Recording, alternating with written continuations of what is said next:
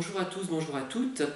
J'ai lu une remarque intéressante à la suite d'une de mes vidéos qui décrit en quelque sorte les manipulateurs pervers comme des personnes diaboliques. Alors moi, je ne suis pas de cet avis. Je partage l'avis d'une psychologue dont j'ai vu la vidéo, dont je vous avais parlé, mais dont le nom m'échappe pour le moment, qui nous explique que finalement le pervers narcissique, celui qu'on appelle comme tel, parce que bon, je prends la terminologie de tout le monde cette fois-ci, puisque je dois me faire comprendre, hein, même si moi je n'utilise pas cette façon de parler, elle explique qu'en fait que c'est quelqu'un de puéril. Et je crois que la vérité est là, c'est quelqu'un qui est puéril et méchant.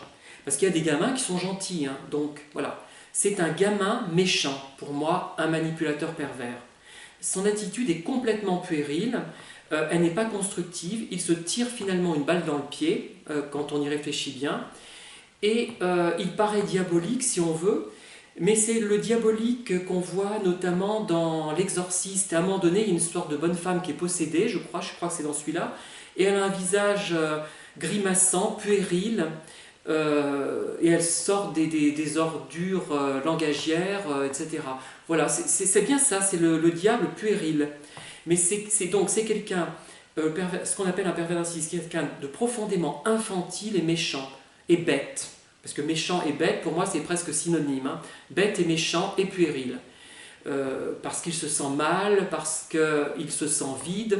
Mais je ne suis pas sûr que ce soit quand même l'éducation. L'éducation doit jouer. Certainement l'interaction entre une prédisposition et l'éducation, c'est une hypothèse d'interaction qu'on pourrait poser certainement à la lumière de tout ce que j'ai pu lire.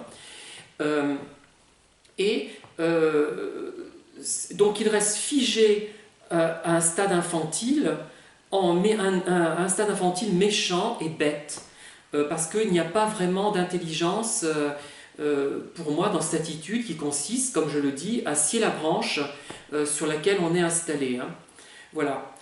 Donc le côté diabolique du pervers narcissique, oui, puisque souvent on représente effectivement les personnages diaboliques comme des crétins, des crétins dans le sens populaire du terme, pas dans le sens psychologique, hein, des crétins grimaçants, puérils, méchants et bêtes. Dans ce sens-là, oui. Mais sinon, pensez à la puérilité, pensez à la bêtise, le manque d'intelligence, et même le manque d'intelligence, même de raisonnement, de créativité, c'est-à-dire qu'ils peuvent comprendre un problème, par exemple mathématique, compiler des connaissances, faire quelque chose de tout à fait abouti, mais il n'y aura jamais vraiment de créativité, ça n'ira pas plus loin. Il n'y a pas d'inventivité dans leur intelligence, à mon avis, et c'est ça la vraie intelligence, l'intelligence du moins qui nous apporte quelque chose. Voilà. Voilà mon point de vue sur la question, hein, le point de vue spontané, et j'espère que cela vous aura quand même intéressé. Je vous dis à bientôt et bonne journée.